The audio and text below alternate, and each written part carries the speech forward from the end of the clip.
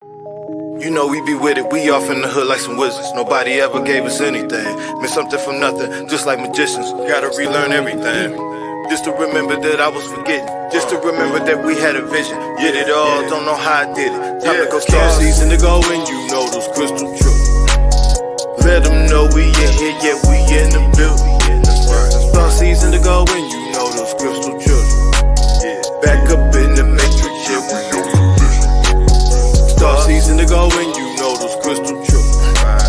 Let them know we in here, yeah, we in the building. Star season to go and you know those crystal truths. Back up in the matrix, yeah, we know the vision. Off on the mission, you know how it goes. Off in the system, they turn up their nose. They took all the soil, but they didn't know.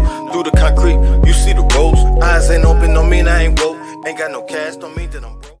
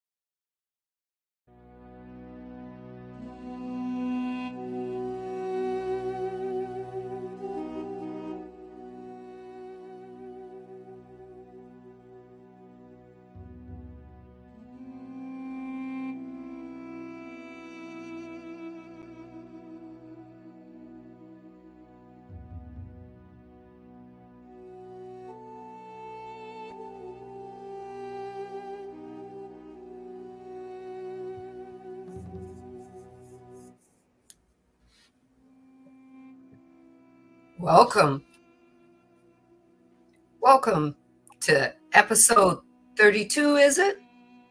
Is it 32? I'm thinking it's That's 30. right. Wonderful, wonderful, wonderful. Welcome back. Let's dive in. Dive into the unknown. Not the unknown out there, but the unknown within us. It's only the unsaid. As our higher being, or you might call it your soul or your spirit, is starting to recall itself in all its formless and diving into the form.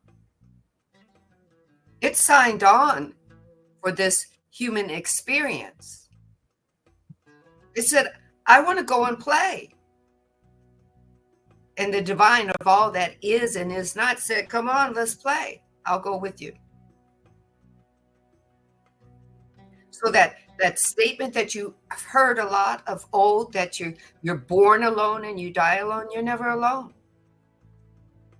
Now, some people might not be aware that they're higher spirits or their guardian angels or their generational peeps in spirit form are walking behind them, sitting with them, standing with them, giving them hugs. They might not know, but that's okay. They will. And it doesn't matter when, as long as they do. The reason why I say this is because we spend a lot of time trying to tell other people what to be, how to be, who to be, when to be, and where to be. And we take no time about us. Hello, welcome in. So welcome into the embodiment of you. That's all Ra wants you to know. As we're going over his channeling and his opportunity for his channeling, their channeling, not just his. You see how I go back to the little I? He's a they. All they want us to know is that we're a they too. We're not alone in any of this that we do. But the glorious thing that we get to do here and now in this third density is see things through a different conscious lens. Whatever consciousness you're seeing it through, that's okay. You don't have to be the same as someone else. You can still interact with people when they're on 4D and you're on 5D, or you're on 6D and they're still on 4D, or they're still on 3D. You get to interact. You get to sit at the seat of your soul and say, why? Why am I in the presence of this person right now? Who do I need to be? What do I need to see? What do I need to hear? What do I need to activate within me for growth and expansion to happen? Even if the growth and expansion isn't for you.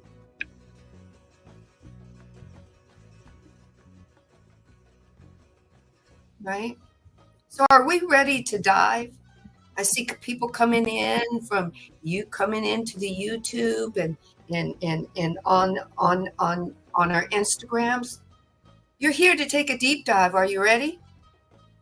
I know I'm ready. Are you ready, Marcus? Oh, man, am I ready? I feel like it's been almost too long since we've been in an episode. Wow. It's only been a week, but it feels like it's been a quantum moment. That's all I gotta say. And I know I'm definitely ready to deep dive into the channel of Ra and listen to a little bit higher dimensional planetary knowledge so we can do a little bit of traveling within ourselves and explore a little bit of the depths of what the law of one is and how the law of one affects us as human beings here on this earth. That being said, Exactly. thank you guys for joining us for episode 32 of Ascending Beyond Limitations, the Raw Material, Law of One. Back to you, Sandee. That's right. Law of one.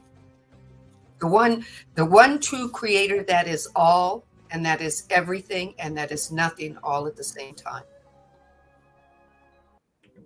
Law of one is just the same as the law of love. Everything is happening in one now moment. However you want to be, wherever you want to be, whenever you want to be. Each person gets to express in the vibration that they want to express in the echelons of time that they want to express in. If they want to express totally from the past, you know they're welcome to do that, right? And if they're part of your story that you wrote, please remember, Ra wants you to remember that on the flip side of that 45, they wrote their own story. And they have you in a different position, vibrationally. And your opt-out clause is your free will to choose something different, to move away or move closer to a situation or a circumstance. The hardest thing to understand is that this was all chosen before we took form. Just the energy of it.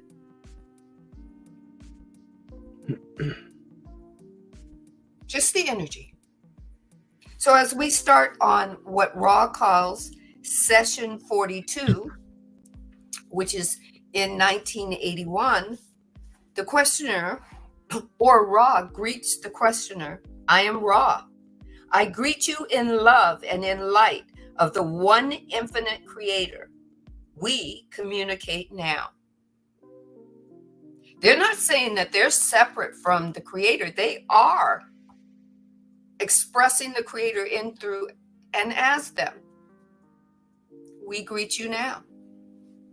The questioner says, I am going to make a statement and ask you to comment on its degree of accuracy. I'm assuming that the balanced entity would not be swayed either towards positive or negative emotions, or by any situation which he might confront. By remaining unemotional in any situation, the balanced entity may clearly discern the appropriate and the necessary responses in harmony with the law of one for each situation. Is this correct? Ra says, I am Ra. This is an incorrect application of the balancing which we have discussed. The exercise of first experiencing feelings and then consciously discovering their antithesis, antithesis. I had to say that slowly. Okay, antithesis within the being has as its object not the smooth flow of feelings, both positive and negative, will remain unswayed, but rather the object of becoming unswayed. The feelings don't not move. Your energy and feelings become what you give them. They move with you. If you choose for your feelings to move against you, they'll move against you. Remember, energy isn't doing anything to us. It's doing everything because of us. Take what resonates. If you did not get that as I read it, as it resonates, find out how it resonates to you. Because that's you unlocking your unknown. Okay? The catalyst of experience works in order for the learned teaching of the density to occur. So as you're learning something, you are teaching it. The student becomes the teacher, and the teacher becomes the student. However, if there is seen in the being a response, even if it is simply observed, the entity is still using the catalyst for learned teaching. The end result is that the catalyst is no longer needed. Thus, this density is no longer needed. This is not indifference or objectivity, but a finely tuned compassion and love which sees all things as love. This scene elicits no response due to catalytic reaction. Thus, the entity is now able to become co-creator of the experimental occurrences. This is the true or truer balance. That eventually, in some area of your life, you become truly balanced in seeing it a certain way that issues in the gift of unconditional love that comes from you and that goes to you in the situation or circumstance that you are in. That's the true balance. Is that you can see it from you can see it, feel it, be it from a perspective of balance, of unconditional love. Doesn't mean you have to constantly be in that vibration all the time, but upon occasion, this is how you see it.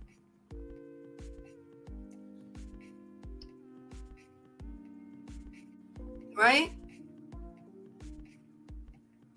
Doesn't mean that you have to always be in a vibration of unconditional love. It's just sometimes you get to the point where it just makes so much sense that you see the expression of your other self having a moment of discord. You see the expression of the other you, the other self that is the divine expressing, and you see that entity. We call it entity. I get to the point where I'm calling everyone an entity instead of a human being, because I see the divine in them having a moment. And sometimes taking me out of it, it's not about me. It's about how they feel about themselves and how they're trying to get from one moment in time about how they feel about themselves to a new moment in time about how they feel about themselves. And they want it to be different. Maybe. And if I just sit and see it as, oh, this is unconditional love, for me to sit and to actively listen without having a retort towards it, and just let them finish. That's the hardest thing I learned how to do, is let somebody go ahead and finish what they're trying to say, even though it's making me uneasy, because they're struggling for the words, and their words right now sound like they're attacking me, right? Take in that vibration of unconditional love. I love this person. This is the God in me, the divine in me is seeing them as love. Okay, I'll let the divine see love through me. Any questions? If you have a question, ask. It's not just to hear Marcus and I read to you and explain to you. Ask a question. Go deep into you. It's your deep dive into the unknown about you. Do you have a question? Or do you just want to ask a question to get it off your chest? And you want to ask it in a form of a question. And maybe you'll get the answer, maybe you won't. Always feel free. So then the questioner asks, I will attempt to make an analogy. If an animal, shall I say a bull, in a pen attacks you because you have wandered into its pen, you get out of his way rapidly, but you don't blame him. Do you have much of an emotional response other than the response that he might damage you? However, if you encounter another self in his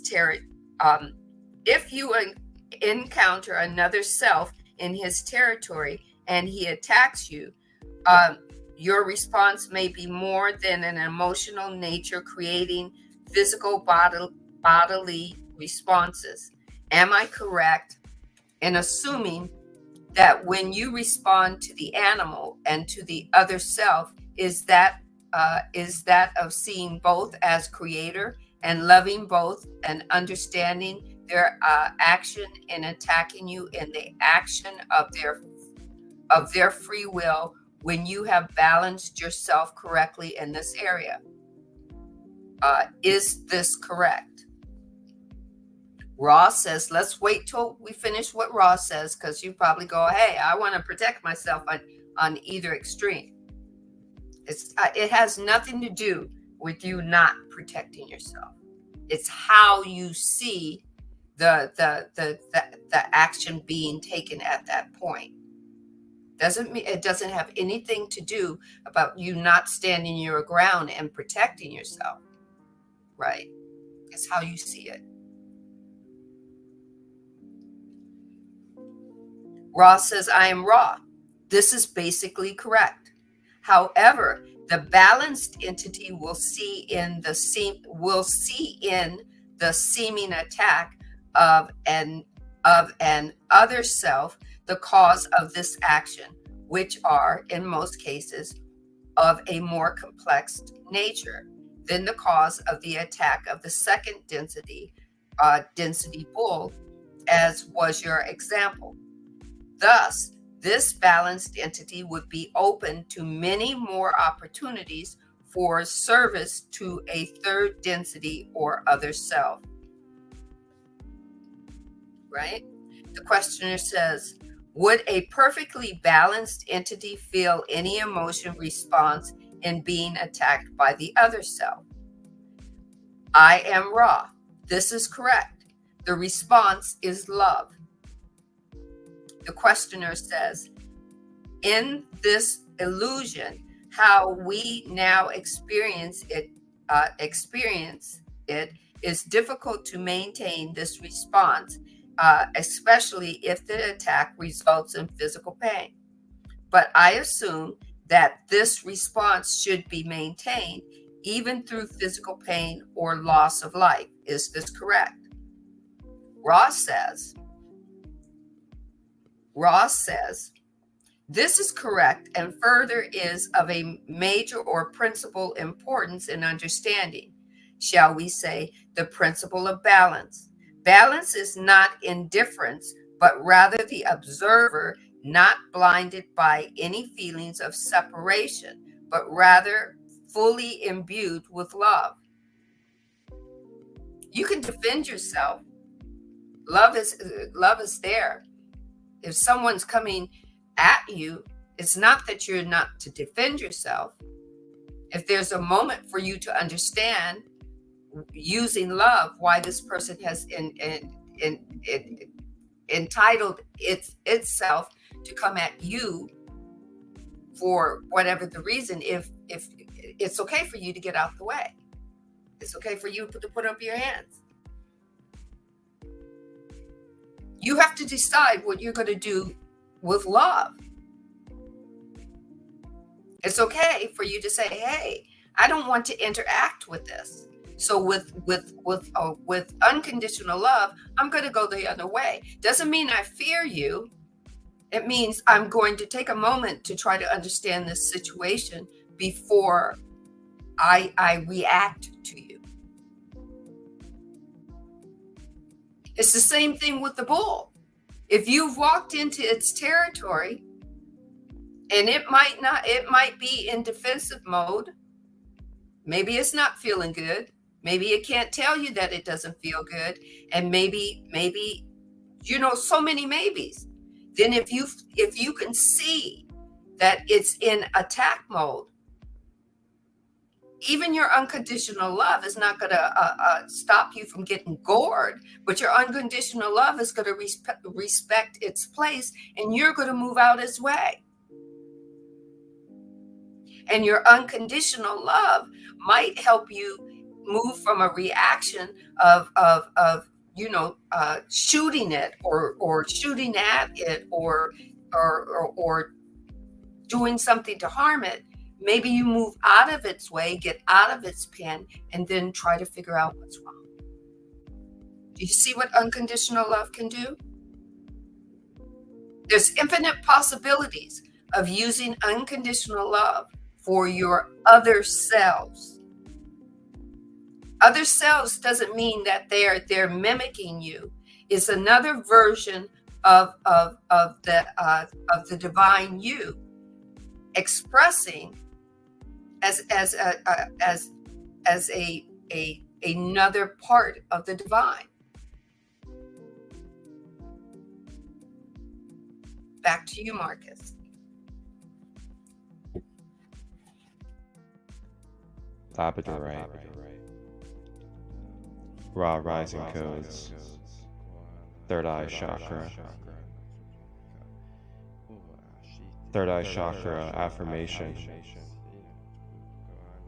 I affirm that I trust and am allowing myself to flow with my intuitive instincts as well as my psychic extrasensory abilities. I am clearing any blockages that are causing resistance for my belief system and perception being in balance and wholeness. I am aligning my programming and my conscious mind with the divine wisdom and guidance of my higher self. I am seeing through the veil. I receive the codes and the messages within my experiences, and I see the solutions to my problems. Ashe.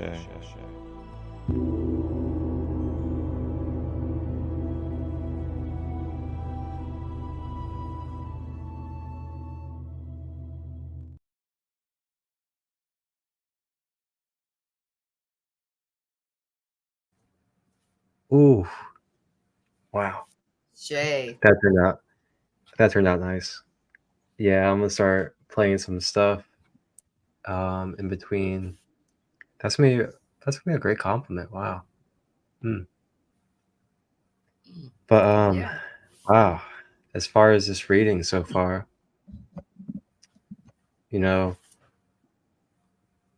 it's very interesting when you begin to look at life and you look at yourself as a, so to say, vibratory field rather than a solid finite physical thing. And also, like, physical doesn't even equal or mean finite either.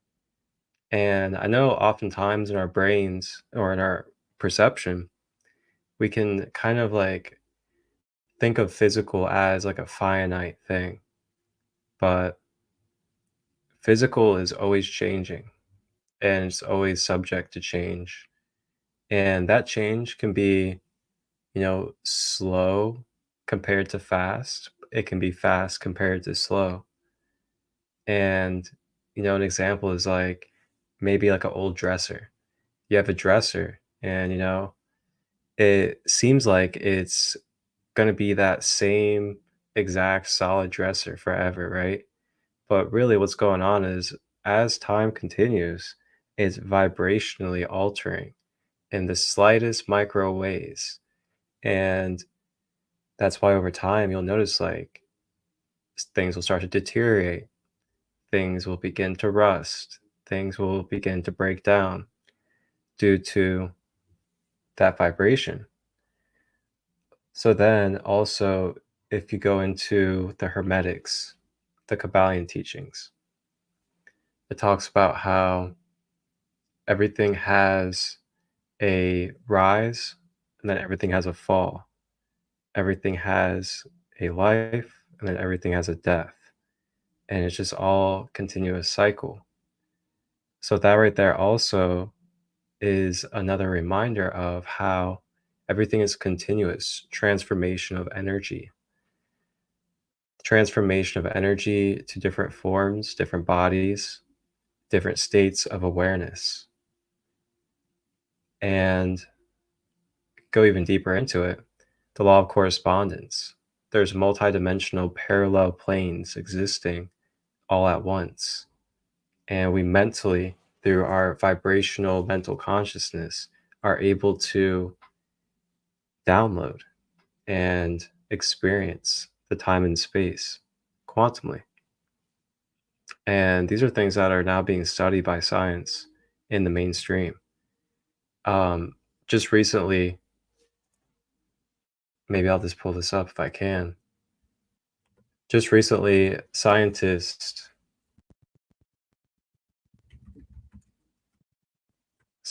just recently did a study on dreams.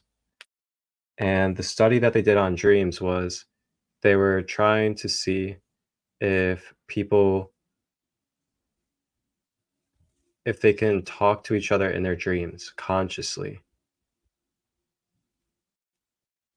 Yeah, here we go. 2021.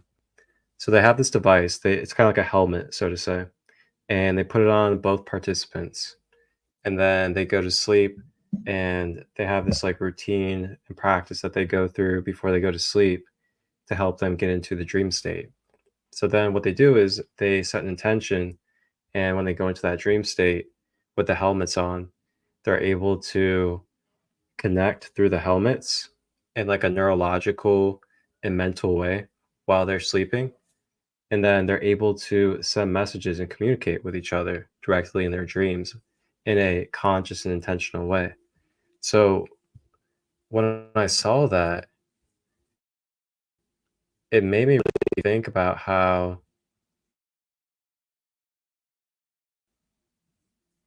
it was to we could use, but it could also be a way to teach our brain how to do it on its own.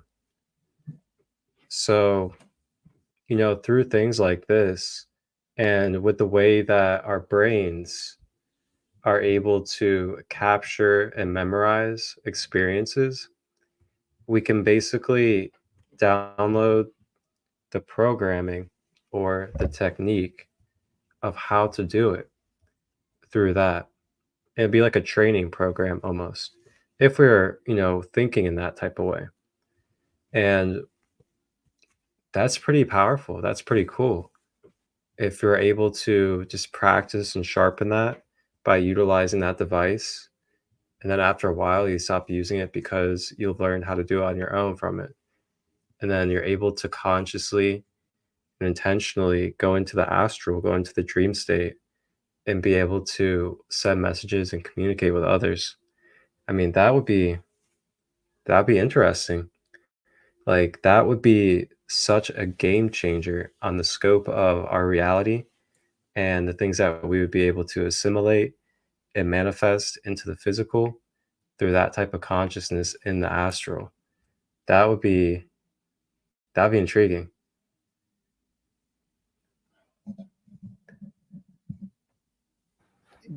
Definitely. Yeah. I mean, haven't you ever had such a vivid dream about someone, and then they call you, and they call you, or you see them, you not expecting to see them, and you have that conversation, and you go, yeah, I had, and then they'll say, I had this, I saw this, and you're sharing part of this. This dream state is just another uh, uh, another part of your realm that you get to play in, right? A dream state allows two things to happen, or three things. It gives your body time to rest, recoup, replenish, rejuvenate, regenerate. I know I'm naming more, but at that same time, it also allows for the universe to allow you to have a restart. The universe, while your body is sleeping, kind of allows you to have a reset. You get to go, your soul or your higher being gets to go play in other areas while your body is kickstarting itself. Then when it comes back into play, now one or two things happen. Either your higher being is still on high gear and reminding you, I did this and we did this, and recalling it to you, and you wake up without having your ego try to explain it to you in a straight line, and you remember more. It's only you remember more of what your higher being has shared with you, that it's done in that dream state, and you remember your dreams. I know that when I try to remember my dreams, sometimes my ego has already made sense with it. Oh, that's a dream. That couldn't have really happened. But at that crest of what you call it, that slumber crest where you're half awake and you're half asleep, you have the opportunity to ask your higher being, where do we play? And your higher beings go, you want to hear about it? Let me tell you where I went. Right? And all that information, that's where a lot of people call their downloads. That's what people call their downloads, or I call them implodes, because I believe everything is already in there for me to play at. All the dimensions are there at my beck and call. So we have that, just like we don't have to, it's great that scientists are figuring this out, that they have to use apparatuses to do this. But just like Marcus said, we have the ability to do that without all the contraptions. It's built in us. That's all Ra is saying. Ra is saying, if you do anything from the unconditional love state, the state of the law of love, or the law of one, we can see what other people are trying to say to us about their other selves. We get to see it. And we can eventually move away from having a reaction to it and having a right action, or you can just say a right discernment vibrationally, in the vibrational movement of love. Doesn't mean that if somebody's coming at you with an axe that you don't turn and run. Hell to the yes, you turn and run. Figure that shit out later. But you figure out why that other version of you is in that tirade, or that, do it at your own safety.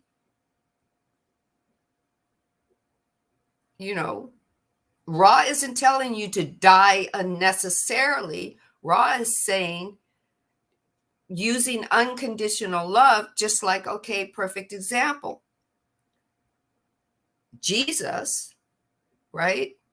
And we all know that Jesus, that's not Jesus's name. We're all whatnot. Let's not go into the particulars. But Jesus, when he was on the cross, he said to his Father, that's what they called him, his Father, but he said to his other self, that is his self, he said, forgive them, for they know not what they do. They don't understand it. That's unconditional love.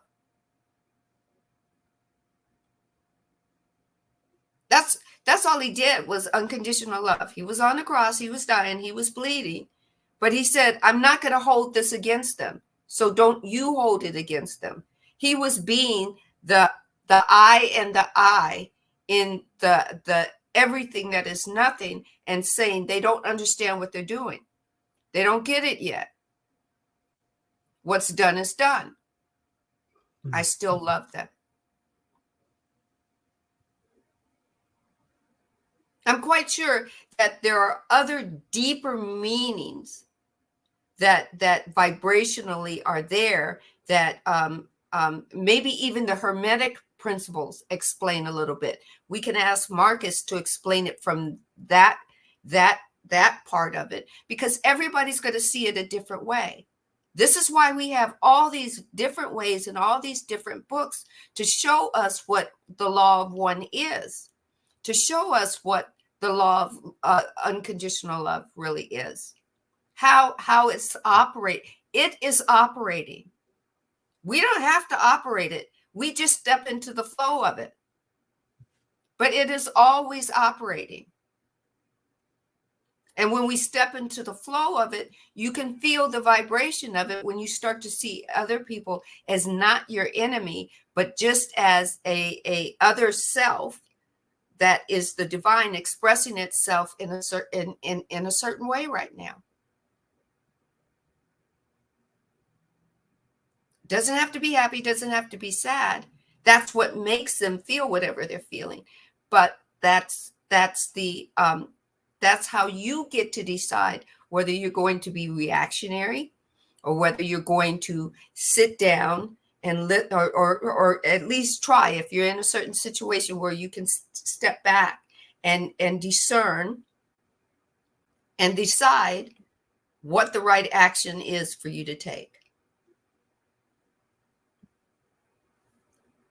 So what I'm going to do is I'm going to give this over to Marcus, so that he can give you the Hermetic version of love. As Jesus said, forgive them, for they know not what they do. That's my unconditional love. I can't hop off this cross and beat their ass. So forgive them for because they don't know what they're going to do. Does that make sense?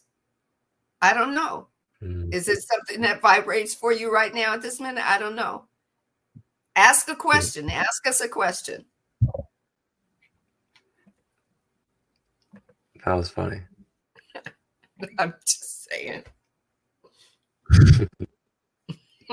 It hurts to laugh. But yeah, it's so true. And also, like, this is another thing that's not really talked about much, is this kind of perspective of, also it's like a very wise and intelligent way of spiritually allowing his self through his spirit to not attach to that earthly energy and take on the karmic energy of that. Because when you Yeah. choose to just forgive, you choose to let go, you detach from that experience, and then it doesn't become like a traumatic carrying through your consciousness when your spirit travels to the next phase for you.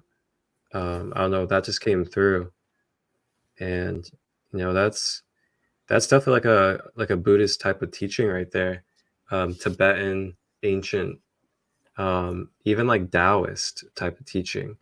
And if we really know about the walk of Jesus or Yeshua, whichever you like to call him, um, he traveled to many different points in the world and sat with many different cultures and teachings to acquire the knowledge that he was able to embody and teach to others. And it's a really interesting perspective. But I have for you guys here a little bit about the all that we are.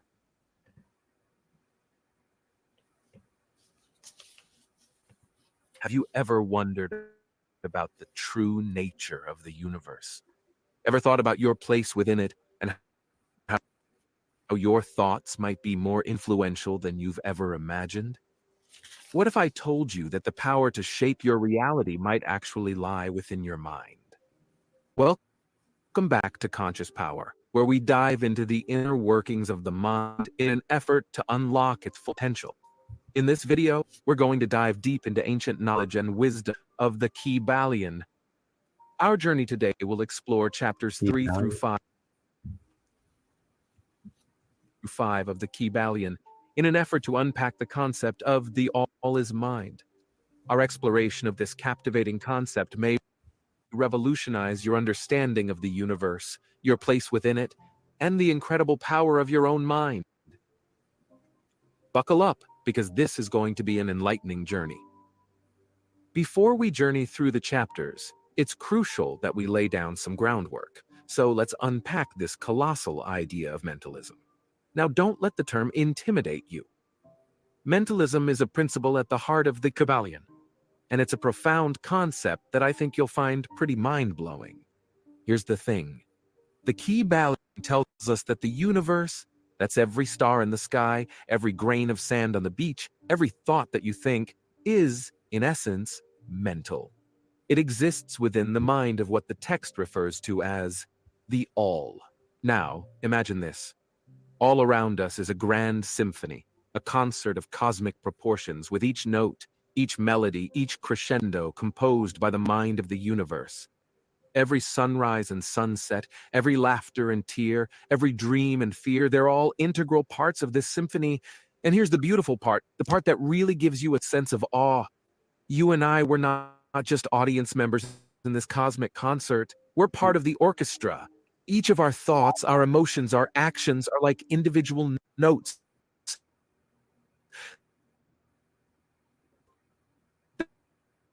that contribute to the grand symphony that is the universe. Just take a moment to let that sink part of it. You're creating music in this grand, every decision you make. Intrigued? Excited? Let's explore what this means for us as we dive into the chapters of the Kybalion.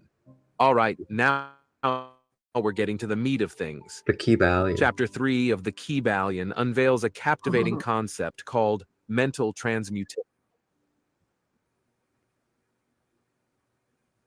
Big words, right? But stick with me here. It's simpler than it sounds. Mental transmutation is about changing the tune of your mental symphony. It's about shifting your mental state. But how does that work, you ask? Well, let's break it down. Ever had one of those moments where a shift in perspective completely changed how you viewed a situation? You know, those moments where the pieces just seem to fall into place and everything suddenly makes sense? It's like changing the station on your mental radio from gloomy blues to upbeat pop. But here's where it gets even more exciting. The Kybalion suggests that our capabilities go beyond merely adjusting our own mental state. It's saying we can actually influence the world around us with our mental transmutations. Imagine this: your thoughts, emotions, and intentions serving as a conductor's baton, directing the symphony of your reality. With every flick of this baton, you influence the music of your life and contribute to the grand cosmic symphony.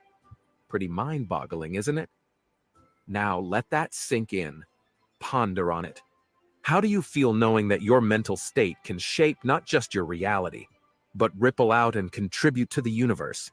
Intriguing, provocative. Let's hold on to that thought as we journey further.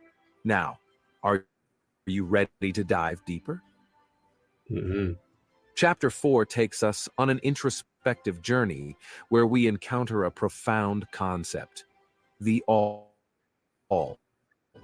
It's a term that might seem abstract at first. The all is this comprehensive idea that embodies everything in existence. And when I say everything, I mean everything. Every star, every atom, every thought, every emotion, every moment in time, every corner of space. But the all isn't just a vast container of things. No, it's much more profound than that. The all is mental in nature. Now, doesn't that echo our earlier discussion? The universe is indeed a product of mind, but here's where it really hits home. This isn't just some distant, abstract concept. It's very personal because guess what? You and I, we're an integral part of the all. We are intrinsically linked to this universe, inseparable from its wisdom, its experiences, its nature. Now pause for a moment and really think about this. What does this mean for you and me? What doors of understanding and potential could swing open if we fully embrace this connection to the all?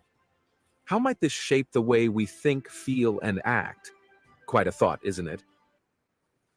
This is the crux of the Kybalion. It's not just about understanding these principles intellectually, but also about contemplating their implications on a personal level. Exciting, right? So let's keep exploring. All right, friends. Here we are at Chapter 5, where we get to grapple with the concept of the mental universe. This chapter truly crystallizes the ideas we've been exploring together. So what's the mental universe? Essentially, it takes the ideas we've discussed and says, hey, you know this vast, complex universe we're all a part of? Well, at its very core, it's a mental creation. Sounds big, right? But let's break it down. Remember the all and how we're an integral part of it. Well, Chapter 5 reiterates this connection, but it also emphasizes that we are not just passive observers in this grand cosmic orchestra. We are active contributors. Each thought we have, each belief we hold, each perception we foster plays a significant role in shaping this mental universe. Now, remember, this isn't about dismissing the physical world around us. It's not saying that our chairs, trees, or mountains aren't real. Rather, it's highlighting that our thoughts, beliefs, and perceptions hold immense power in shaping how we experience and interact with our reality. So think about this. If we understand that our reality can be shaped by our minds, how might this change the way we perceive our lives? What might we do differently? What perspectives might we shift? How could our personal symphony contribute to the grand cosmic concert? Chew on that for a bit. It's a significant concept to grasp, but also an incredibly empowering one. It places us at the center of our universes, giving us a powerful role in shaping our reality. All right, fellow seekers of wisdom, that's where we'll pause for now. But don't worry, our journey through the Kybalion is far from over. We've journeyed through the power of our minds and the impact our thoughts can have on our reality. Powerful stuff, isn't it? So what do you think? Has your perception shifted? Do you see the potential of your thoughts and the reality they can manifest? I'd love to hear your thoughts. So drop a comment below and let's kickstart a fascinating discussion on the power of. Ooh. We have this, we are threefold. We are spirit, body, and mind. And there's information for how we use all three of them, how we blend and merge them so that the divine gets the wholeness of the entity that we are.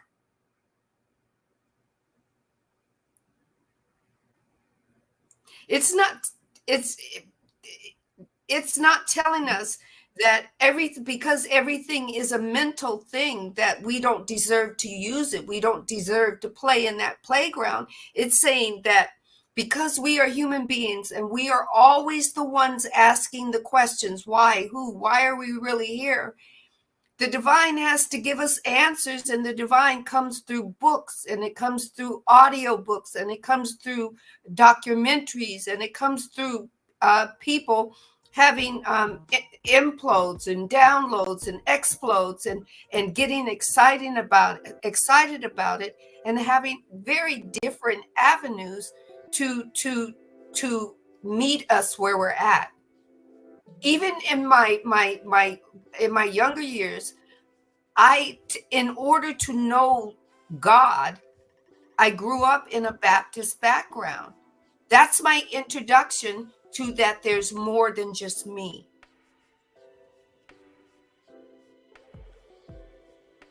That I was on the path to seek wholeness. But I knew that there was more than just me. It was just being explained the way that the way that was going to make me answer another or ask another question. React to an answer that went, no, that's not satisfying me. That's not quenching my thirst. Let me ask it a different way. It doesn't mean I need to go and poo-poo everybody that led me, that did something to lead me on the path of knowing something else. That's what unconditional love is. It's saying, okay, I get you. You're not for me. I don't have time to pull you apart and put you back together, but I'm going to forgive you because you knew not what you needed to do. In my case, see you later. I'm going to forgive you because you know not what you're doing. That is for my highest and greatest good, and I'm going to move on.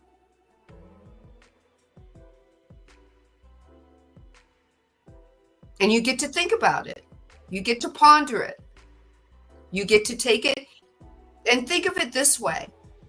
Your mind is in every cell of your body. Your brain is what houses it, the thoughts and the information. It's an information center that information of energy moving in and through it. But your brain is in every cell of your body. Your brain is in or not your brain, but your mind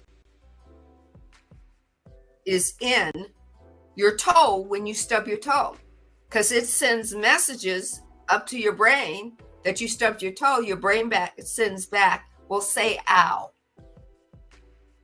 or squeeze your toe, or go get some ice, or yell at yourself. A lot of people do different things when they stub their toe. But your brain is this magnificent center that takes all the energy in and moves it around. And your brain is so miraculous, it saves this information for you. So you can go back and say, what did I do before? It gives you all the images.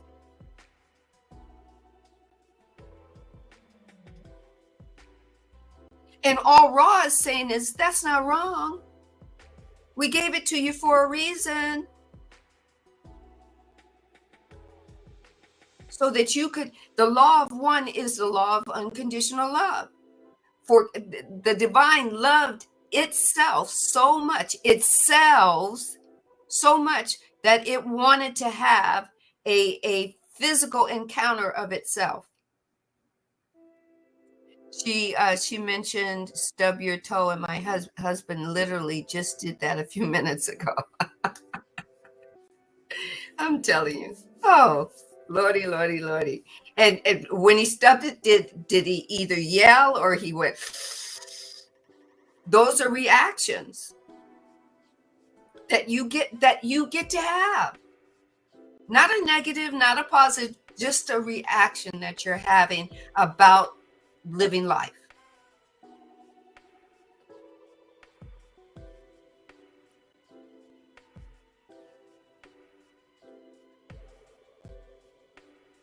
About living life. I.e., when I had my surgery yesterday, it was scary because it was an unknown. There wasn't anything wrong with it about it being scary. It did not make me any less spiritual, or it didn't make me any less whole with the divine. It put me in an opportunity to meet some great people who called themselves my care team, who had their expertise that they were willing to use and look me in the eye and say, I got you.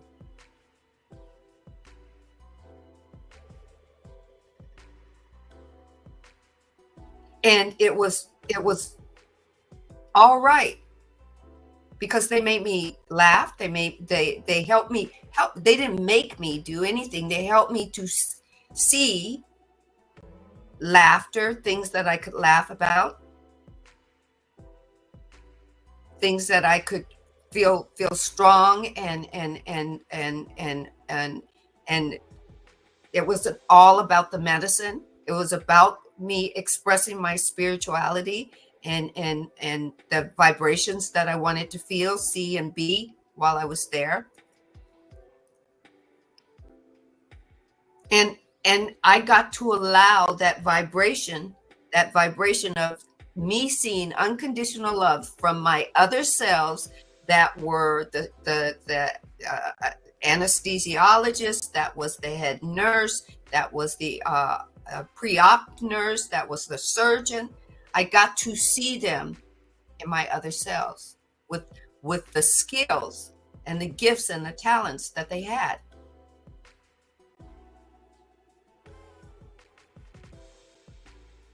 Doesn't mean it doesn't hurt. Yes, it does hurt. I'm not moving my body as much, and it you know, it's what I got to go through to heal. But it's the gift of seeing other selves. I can now see other people as my other self with a gift and a talent that is for my highest and greatest good as well. Not separate from saying, oh, they're the doctors and they're just doing this because they want to make money.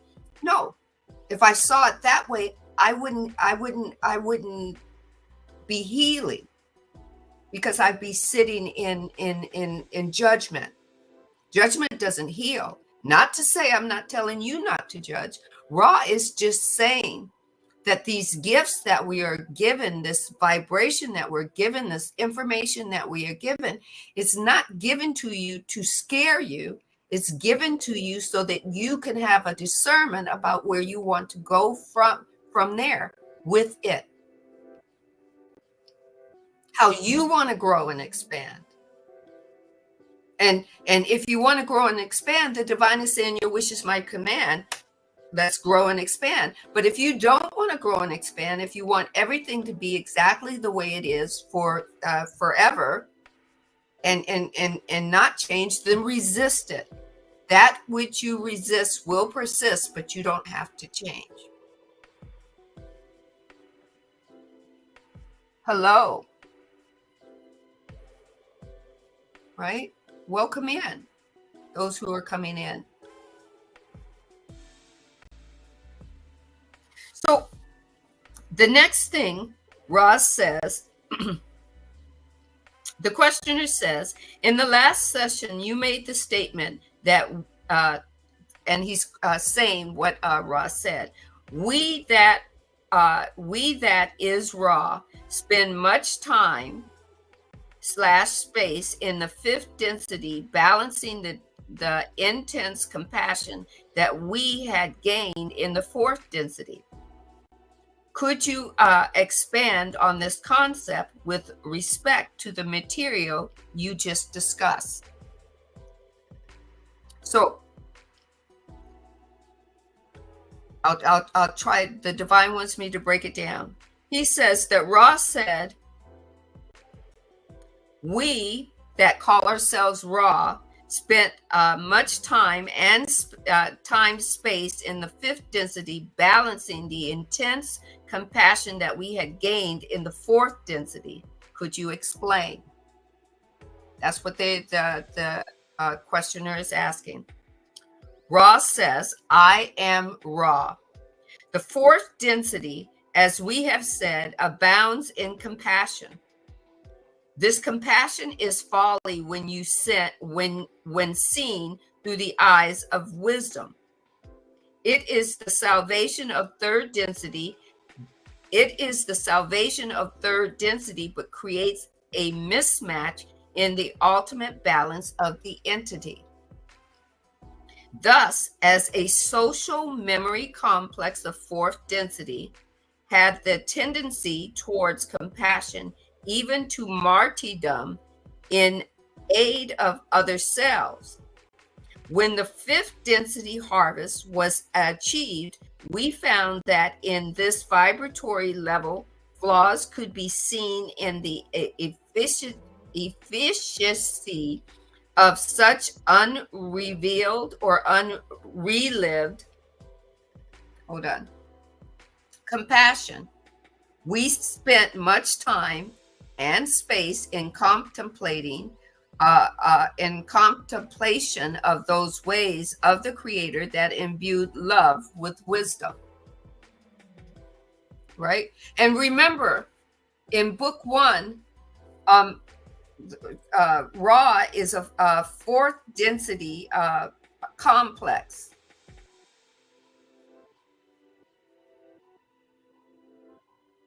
He's not just a fourth density complex. He's not just a fifth density complex. He's a sixth density complex. They were a complex. We are beingness. We are body, mind, soul beings. They're a complex of their whole planet transitioned into the all, into sixth density. They went through all the densities. And before they could merge back with the divine, they said, no, we want to go back and help Earth consciousness and humanity to shift and evolve. They made the choice not to merge back with the divine. They had met all the criteria to merge back with the divine.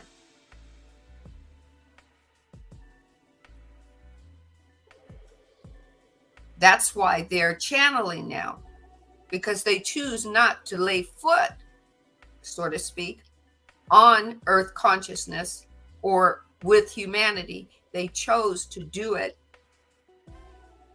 as a sixth density complex, social complex.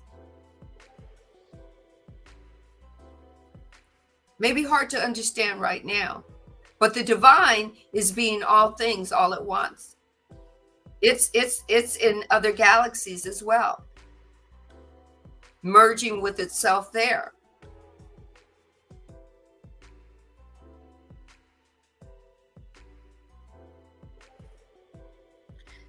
So Ra goes on to say, thus we, as a social memory complex of fourth density, at the time that this book was written, he was talking about fourth density, had the tendency towards compassion, even to martyrdom, in aid of other selves. When the fifth density harvest was achieved, that's when they achieved fifth density, we found that in this vibrational level, flaws could be seen in the EFFICACE of such unrelived compassion. We spent much time and space in contemplation of those ways of the Creator that imbued with wisdom.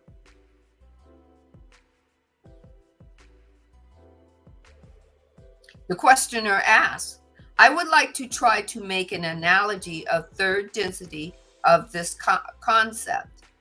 Many entities here feel great compassion for reliving the physical problems of third density other cells by administering to them in many ways. With food, if there is hunger, as there is now in African nations, by bringing them medicine and feel that there is a need for ministering to them medically and being selfless in all these service to great extent. This is creating a vibration that is in harmony with green rays and fourth density, but it is not balanced with the understanding of fifth density. That these entities are experiencing catalysts and more balanced administration to their needs would be provided them with the learning necessary to reach the state of awareness of fourth density, then it would be to minister to their physical needs at this time. Is this correct? Ross says this is incorrect. To a body, mind, spirit complex which is starving, the appropriate response is the feeding of the body. You may extrapolate from this. On the other hand, however, you are correct in assumption that the green ray response is not as refined as that which has been imbued with wisdom. With wisdom enables the entity to appreciate its contributions to the planetary consciousness by the equality of its being without regard, activity, or behavior which expects results upon visible planes. Back to you, Marcus.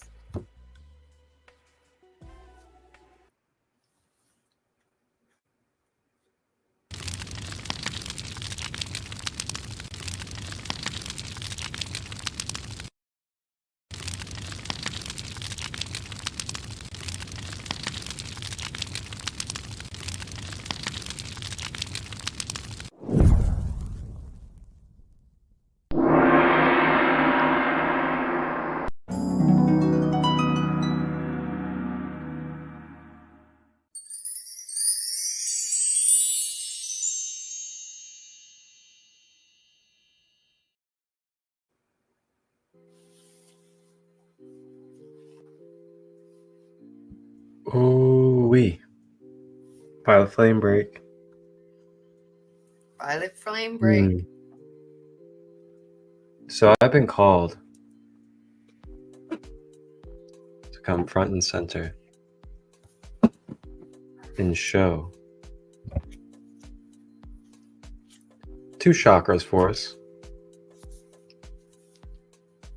2 chakras. Well, before I begin these chakras, everybody in the comments, Instagram, YouTube, Facebook, wherever you are, thank you all for being here. And I love you all. And I hope you receive that through your hearts in this moment. And I want to say, how are we feeling tonight? How has this space been? How has this episode been for you? Feel free to put it in the comments. I'd love to see your guys' feedback. If you guys want to share some hearts, share some love, appreciate it. And send some hugs and some love to our wonderful sister Sandee here, as she is regenerating and becoming stronger and moving into a new powerful chapter of her life. I love you all. Thank you. And I love you, Sandee. Thank you. Thank you. I love you. I love you all. I love you all for being here. It's a wonderful moment in time, you know. Wonderful moment. That's right. You know, to open up, you know, to allow your chakras to just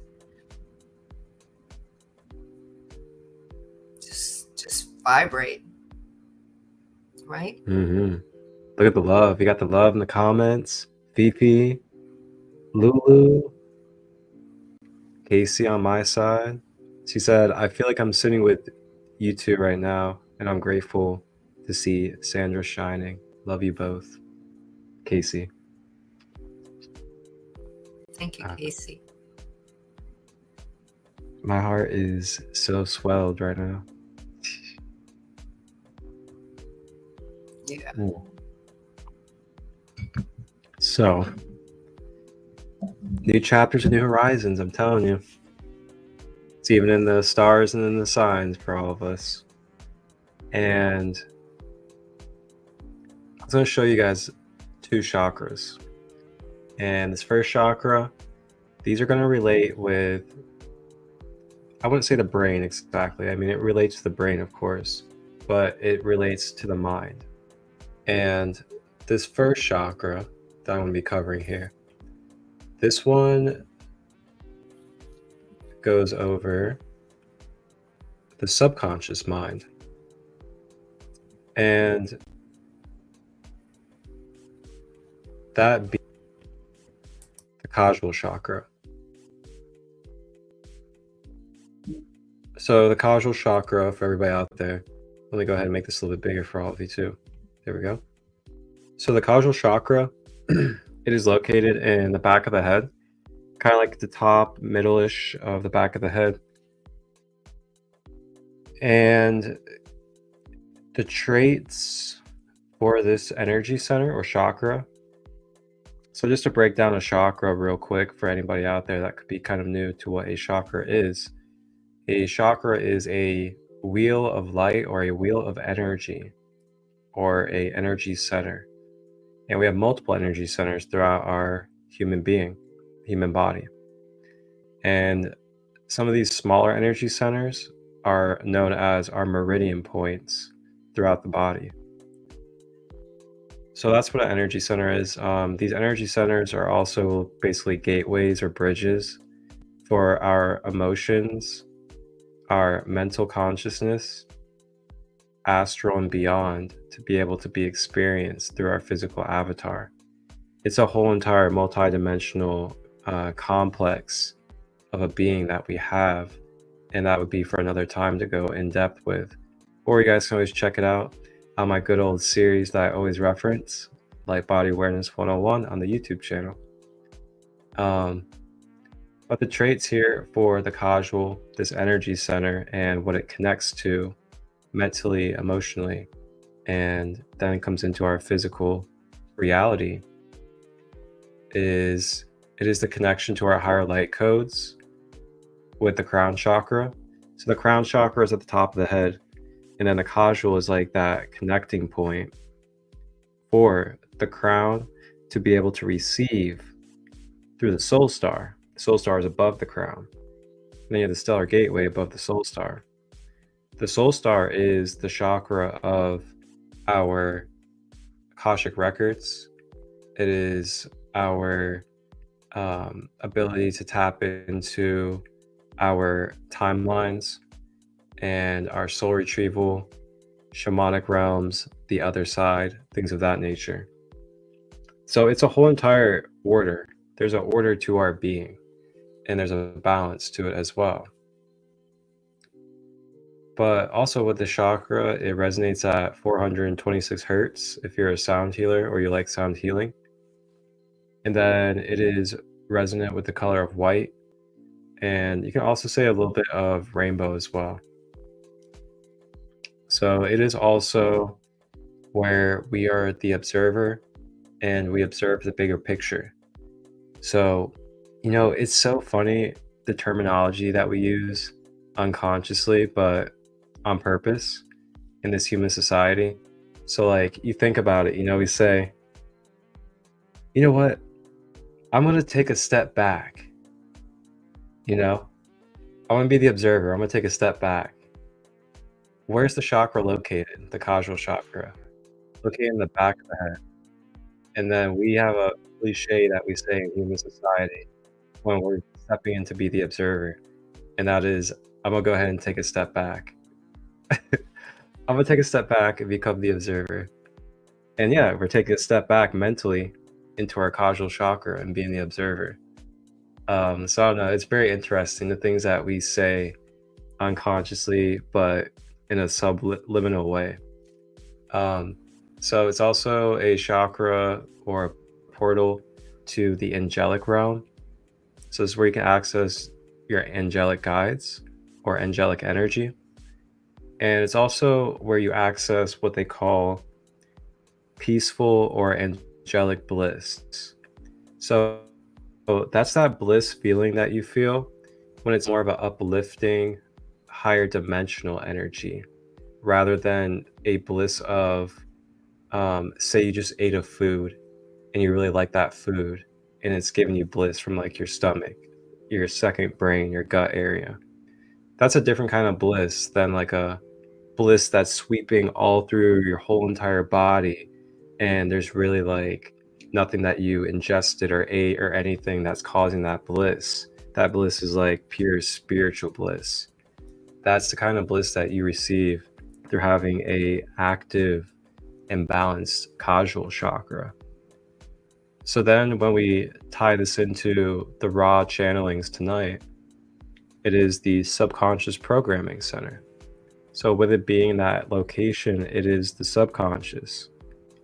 And it contains basically the things that we observe, the things that we attract and experience through our perception. And it gets stored in that memory bank, that subconscious container. Now, the thing is with the subconscious is something that is basically autopilot. It's a continuous movie reel, basically.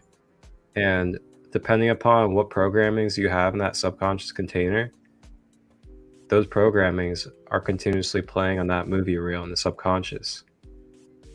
So then that movie reel, that subconscious container, is then going to be continuously projecting into the front chakra when it comes to the mind, which is the conscious mind, the third eye chakra.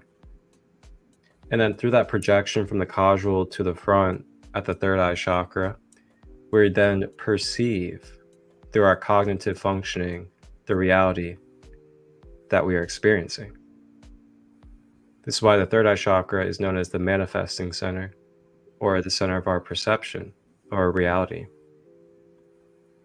So depending upon what we have going on in that subconscious, the causal chakra, those patterns and cycles continue to loop on an autopilot replay.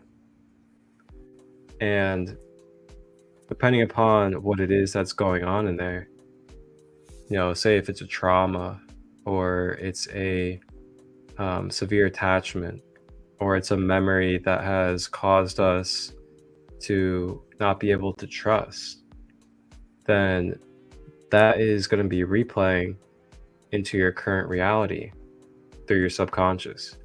Now, what that can do is, in psychology, for people that like to study psychology, that can cause what we call cognitive distortions, where, for example, you have a partner in the present, and you've been through so many things from multiple partners that that partner in the present may not even be doing the behaviors that your previous partners were doing. But due to a very slight word or a slight movement or a slight anything that they do that could have caused and looked anything like those experiences of trauma that you went through in the past, it triggers that distortion in that memory. And then due to it still being stored in the subconscious, it then overlaps and distorts the truth of your present reality.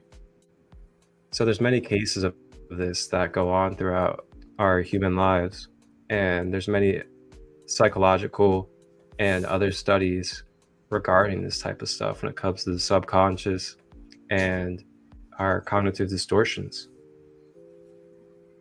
So also blockages in this chakra, having limited belief systems, cycling of old karmic patterns. And then I can't really see. Let me see right here. Let me change the view.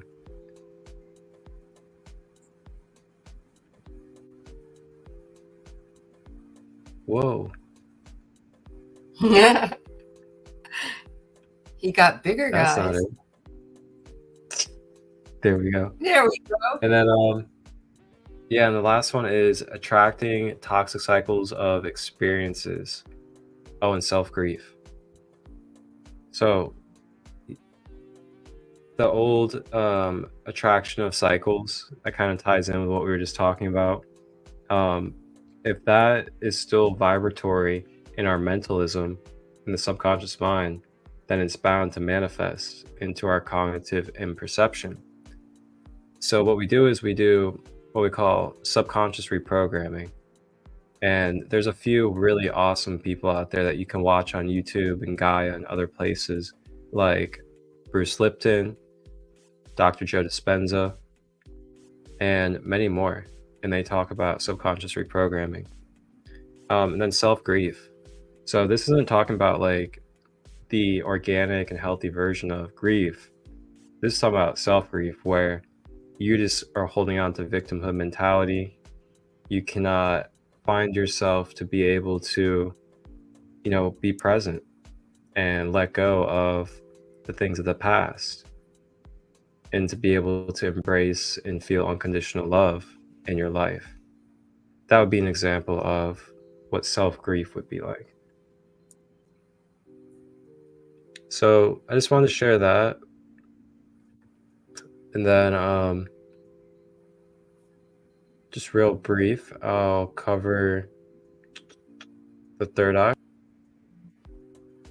And the third eye chakra, it is 852 hertz. It's indigo color, and it occupies the pituitary and pineal glands. And then it also governs the circadian rhythm, our biological clock and cycles, our hormones and our chemical regulation, and then also our psychic senses and intuitive guidance, astral travel and lucid states, manifesting and projections, and our divine wisdom and insight. So that's the third eye center. And as we saw here, manifesting center and projector. So this is where we perceive our reality. And depending upon how balanced our third eye is, we either perceive things in different degrees of the duality, or if our third eye is balanced, we perceive through wholeness and balance and unification of the dualities.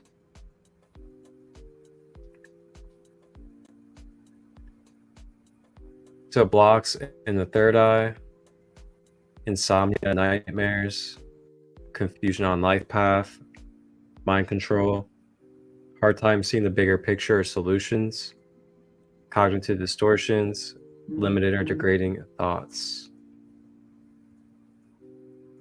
So I just wanted to share those two chakras with you guys and just give you a little bit of another perception of what it is that Ra is talking about with the mind, as I know the chakras are also something that Ra likes to relate to. Back to you. Thank you for that. Love and light, Absolutely. Love and light. It's an honor. Marcus gave you a great description, a different description of ego. Ego is energy. It moves through your subconscious. It's energy that moves from one place that our brain holds information, and it shares it in our conscious, right in the front of where we're manifesting and we're making our reality into form. But just as we make our reality into form, we can change the form. We are a manifester and we are an alchemizer.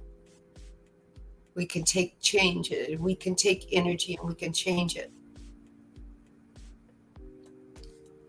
The divine is just saying, I'm backing you. Think of this. You've got all these banks have other people backing them, and these corporations have other things backing them.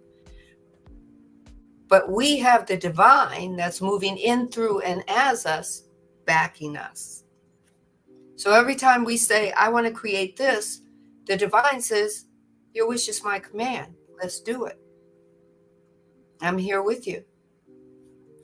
You might not be there. It might take you a minute to get from the divine being outside of you and you being separate from the divine creator of all that is and that is not. It takes some time, but guess what? You're not on anybody else's time schedule except your own. Except when you get it. When it resonates with you. That's right.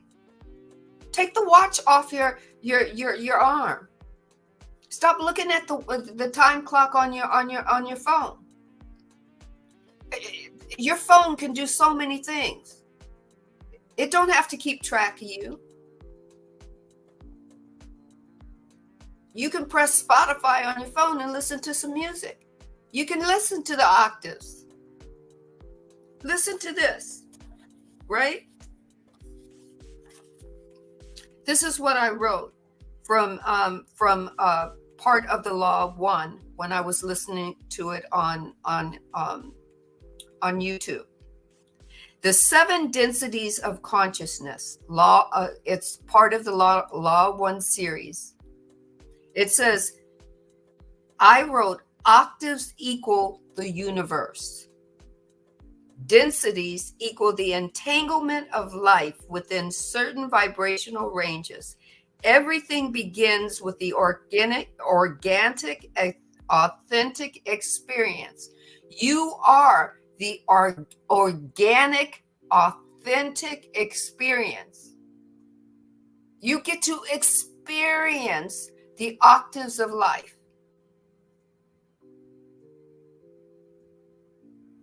You get to experience it. No matter who you learn it from. Even if when you click off of here and you go onto somebody else's page that's sharing it with you just a little bit differently, it's okay to see it a little bit differently.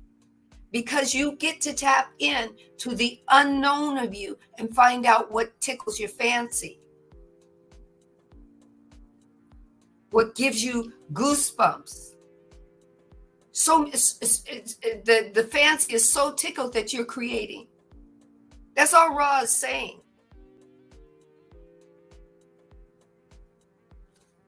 So I'm going to read you something from the New Masters, Adamus St. James. He's also being channeled, right? It says, the master, that's you, that's me. The master understands that the experience of the unknown, the unsaid, is always there. It is a deep and still pool.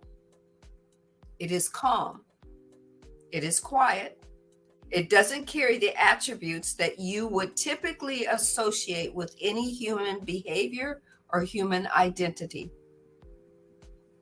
It is so pure that it goes unnoticed by all but the true master. The master understands that it simply is.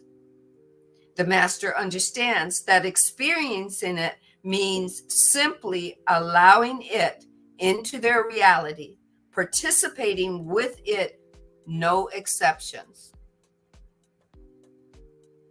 You are the is. Everything, some of them call the is the flow state. Many different statements to mean the same thing. The isness of everything that is and is not is you right now in this now moment. How you experience it, how you see it, how you're writing your story, how you're writing your script and everyone in it. And on the flip side of that, the duality side is somebody's writing that same script and having you in a different category in their story. It's called multi-dimensional entanglement. Living life, exploring life, having life be a part of you and you be a part of life, all at the same time. And all of a sudden, time falls away.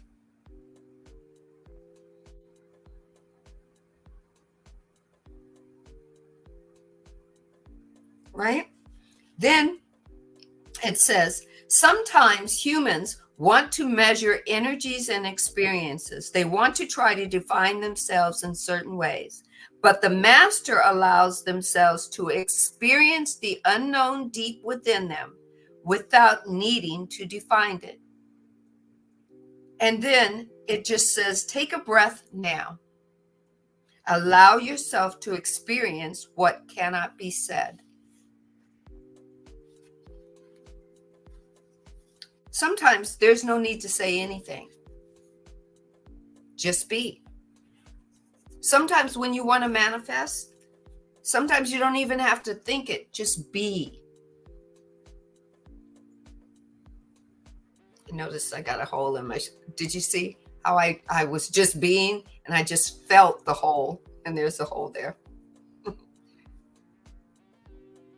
Just be. Some people need to say, well, who am I going to be in this situation? And then they just be it. They just flow into it. I didn't say it was easy. I didn't say it was a cakewalk. Life wasn't presented to us to be easy. Life was promised that we would have changes. That's third density.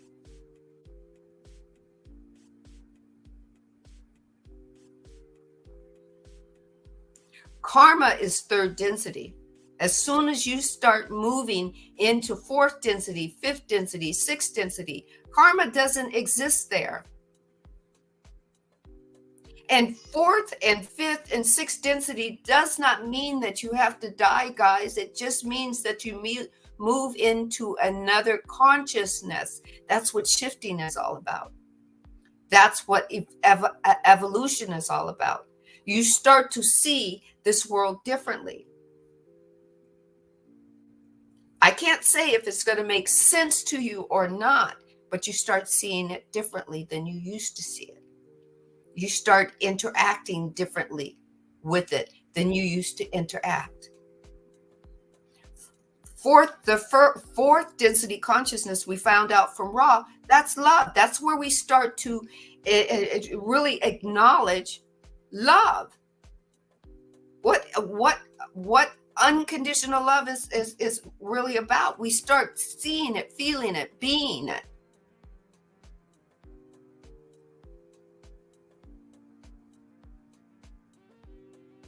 Right?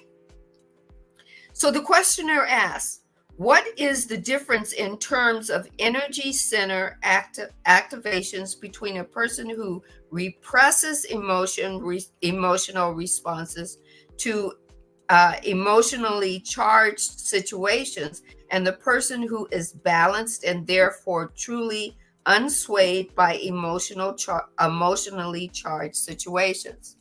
Did you get that?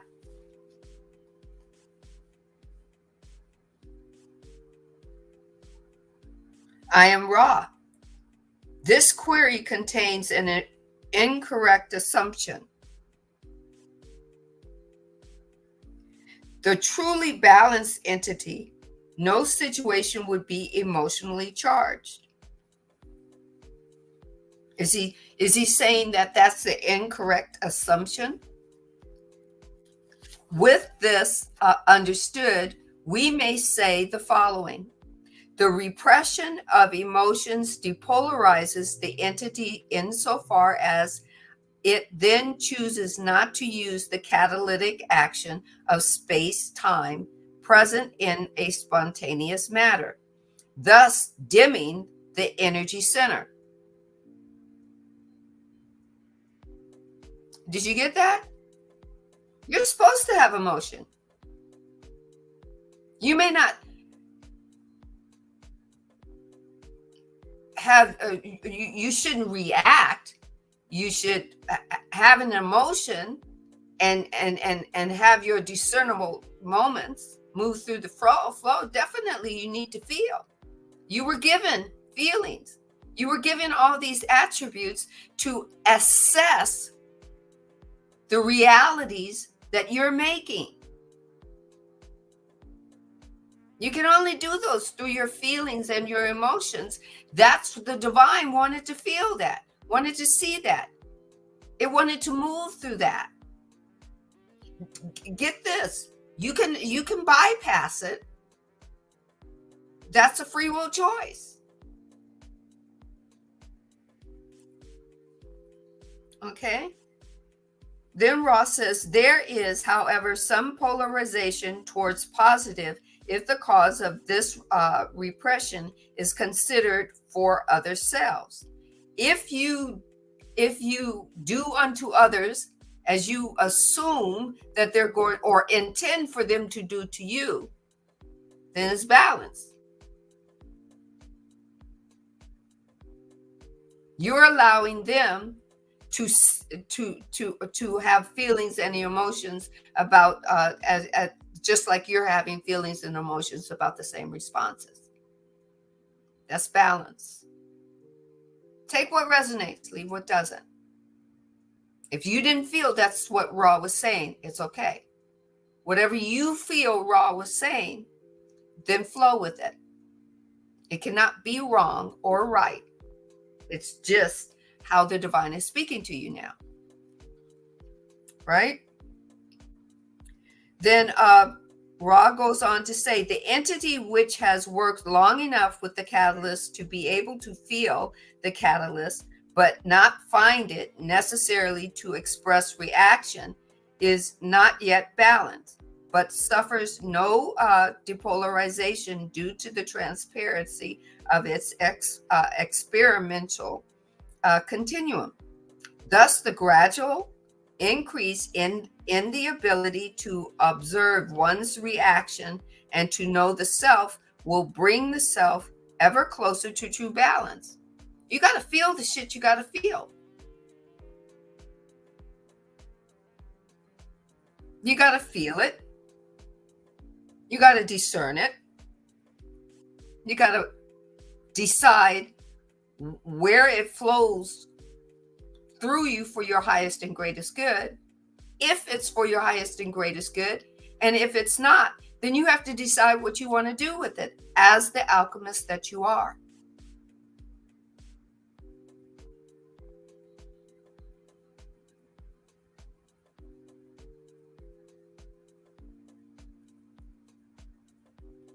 Patience is requested and suggested, for the catalyst is intense upon your plane, and its use must be appreciated over a period of consistent learning, teaching.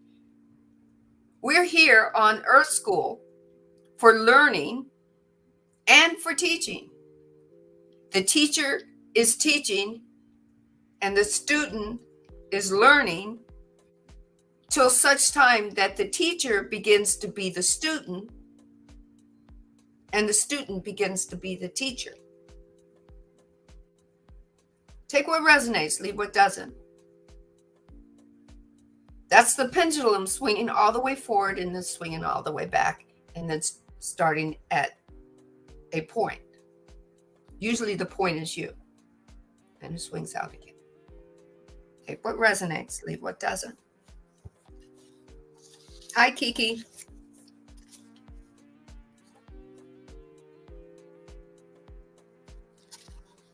The questioner says, how can a person know when he is unswayed by an emotional charged situation, or if he is repressing the flow of emotions, or if he is imbalanced and truly unswayed? I am raw.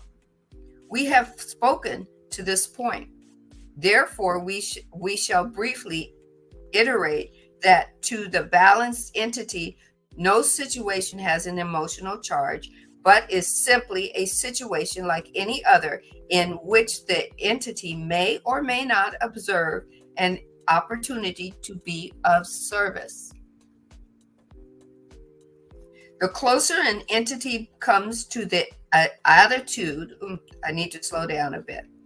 The closer an entity comes to this attitude, the closer an entity is to balance. You may note that it is not our recommendation that reactions to catalysts be repressed or suppressed unless such reactions would be a stumbling block, not constant with the law of one. With the law of one to another. It is far and far better to allow the experience to express itself in order that the entity may make a fuller use of the catalyst. So when things happen to you, you can always say, why me? That might be your stumbling block. Or you might ask another question. Who am I to be in this during this catalyst? What is this moment showing me? Who must I help in this moment? Or asking the question, should I even take a moment? Right?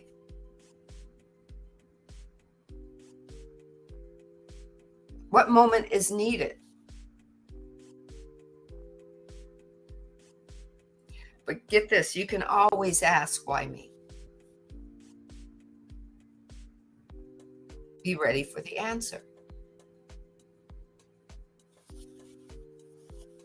Back to you, Marcus. Whew.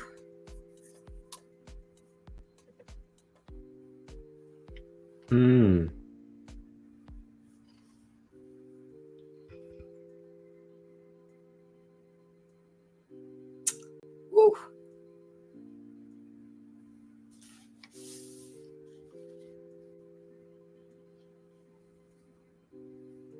I've been shown more and more lately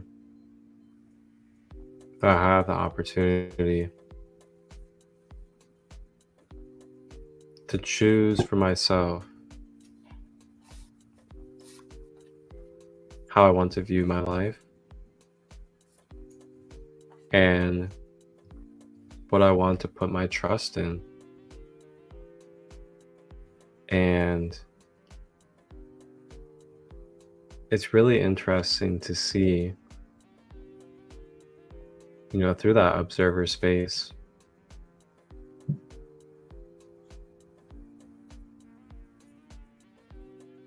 where I can subtly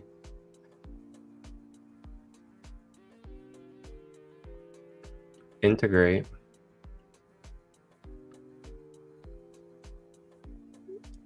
the knowledge that I know, the knowledge that I have, and choose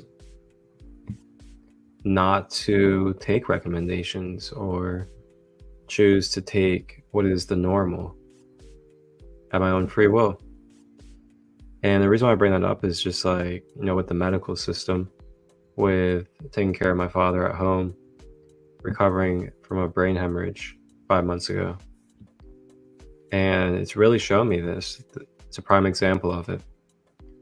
In the sense of, well, number one, his nutrition having ingredients in it that are proven scientifically and through studies and everything else imaginable in the world that they caused, cancer and disease in the being.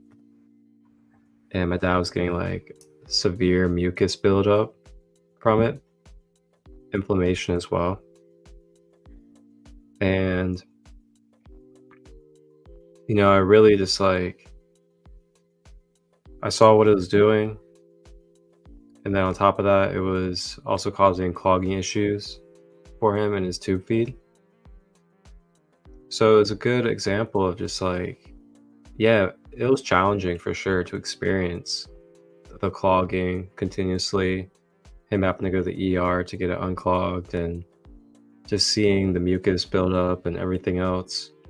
Of course, that was challenging, but through that challenging time, it allowed me to really see for myself, like, okay, this is an area where I can actually take a little bit more of my power and my dad's power back for us, in the sense of we don't really need to depend on or lean on this medical system as much as it's portrayed.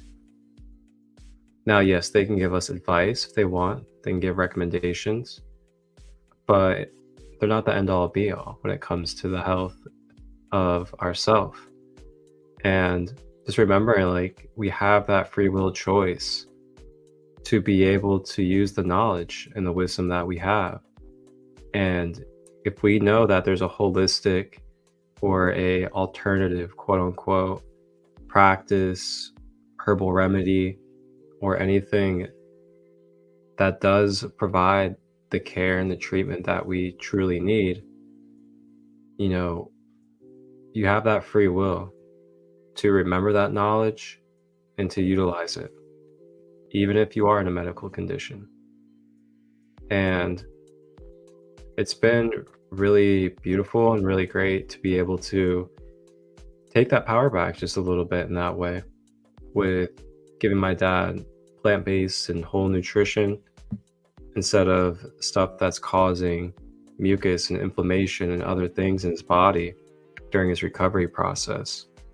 Because I mean, like, what good is it to try to heal someone and allow them to heal by giving them, you know, toxic and acidic things that are going to cause even more side effects on the body and on the being. So yeah, just, you know, really remembering that, you know, we have free will, and it's okay to use the knowledge that you have. Even if a professional or a high-end corporation or whatever it may be is trying to portray to you that you may not know the truth, or you may not know what they know, it's possible that you do, and you may even know a little bit more. And for me, it was also an educational opportunity when I was at the hospital visiting my father during that period. A lot of education to nurses and doctors about holistic healing and different natural remedies like reishi mushroom. And then I was also practicing Reiki on him 5 days in a row in the hospital. And it shifted a lot of perspectives from the nurses to the doctors.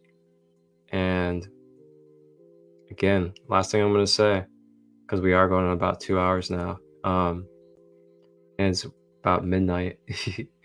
Last thing I'm going to say, though, is like, allow these examples that I'm sharing to be, you know, stories and reflections of inspiration for you to know that, like, you know, if you are a practitioner, if you are a herbalist, if you are someone that is very well educated and well versed in these fields, you know, do not be afraid to utilize what you know when it comes to you and your loved ones, especially if you can see that, you know, maybe pharmaceuticals or maybe whatever it may be that's being done in the other fashion is just not cutting it. It's not healing the person. It's not giving them the type of things that we're looking for. Please take that step. You have that free will and you're supported. You're supported by the all. You are supported by source, and you're supported by any other type of beings that you would like to think of when it comes to your support system.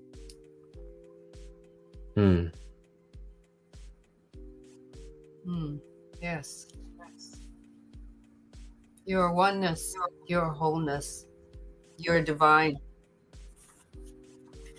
With that, I pulled something out that I was had listened to about Ra from a different perspective, or from not a different perspective, but the same. And I love the way it was. I hope I wrote it down correctly. As Ra states about the law of one, the law of one, though beyond the limitations of name, as you call vibratory sound complexes, may be approximated by stating that all things are one, that there is no polarity, no right, no wrong, no disharmony, but only identity. All is one, and that is love, light, light, love, and the infinite creator. We are the infinite creator. We are the one. I mean, we are on this earth plane. I am on this earth plane right now, expressing as Sandra right now in my now moment. And Marcus is expressing as the divine, as the law of one right now.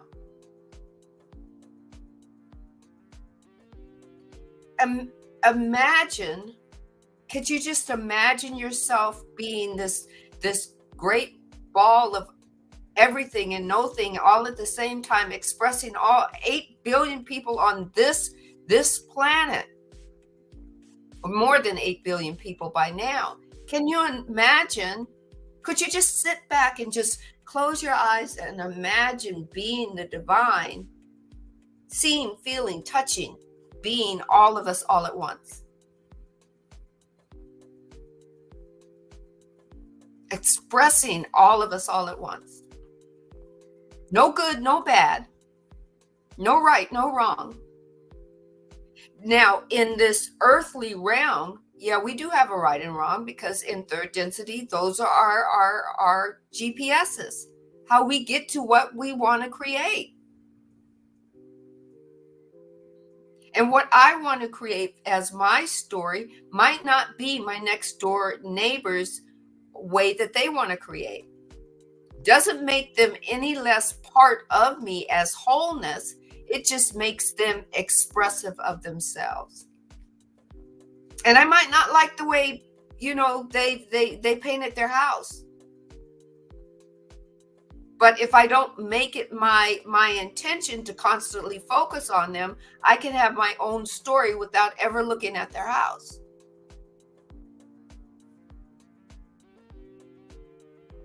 Or ever being having an intention to be part of that story with something negative to say to them all the time, or listening to them clamor to me. It's about our stories. It's about our intention. Intention plus energy equals creating. What are you creating with your intention and the energy that you're given to create your story?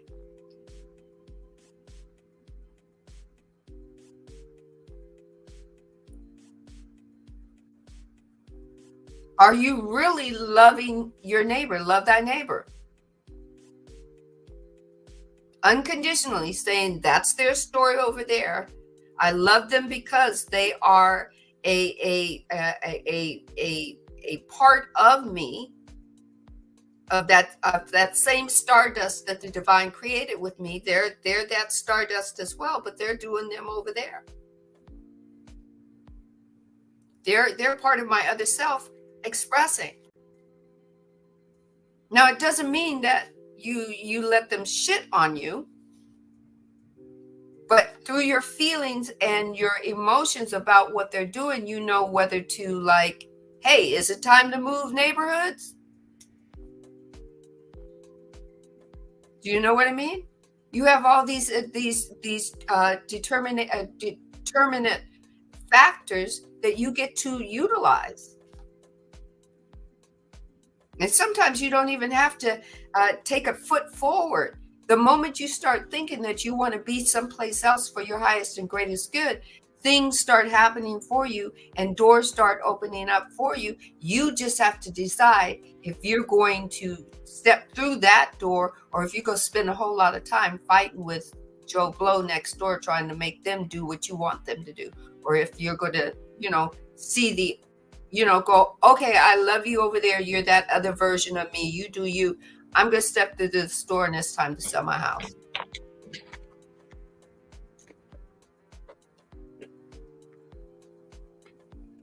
And then you move on to better, hopefully to greater and better things for you.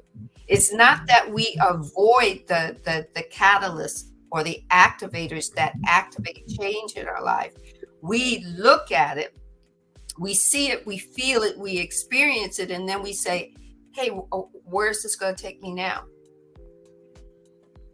Who do I need to be in it? Why is this opening up to me?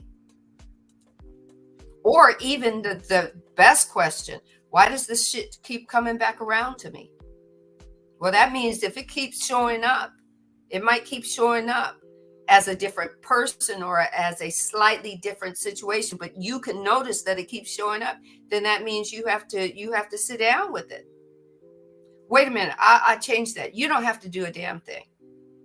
You could sit down with it and break it down for yourself and say, well, okay, what do I need to do next? Why does this keep showing up for me? Who do I need to be in this next version? Those type of questions. Or you could just simply ask, why me? You'll get an answer with that as well. It might be more of a captive why me, but that's okay.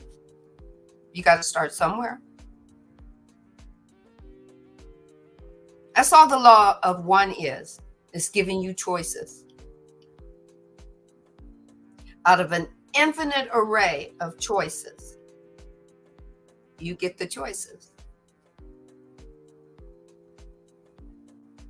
And back to you, Marcus, because I'm getting tired. Mhm. I will have to admit that I am getting tired now. I am ready to close. So with that being said, thank you guys for joining us for episode 32. What a wonderful episode. Mm-hmm. The Ra has been giving us a lot of energy about our energy. That's what how the divine wanted me to say it.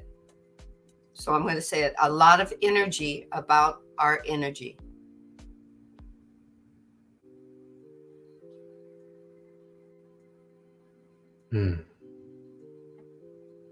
Grow, expand, learn.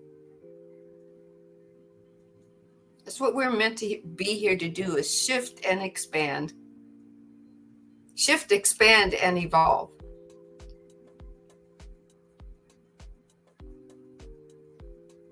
Thank you for being, episode 32.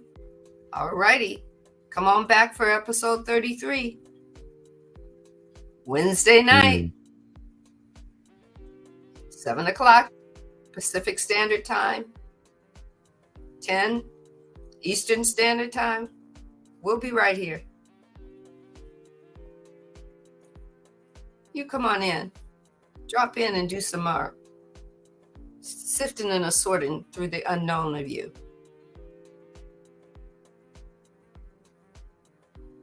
I'm excited. Are you?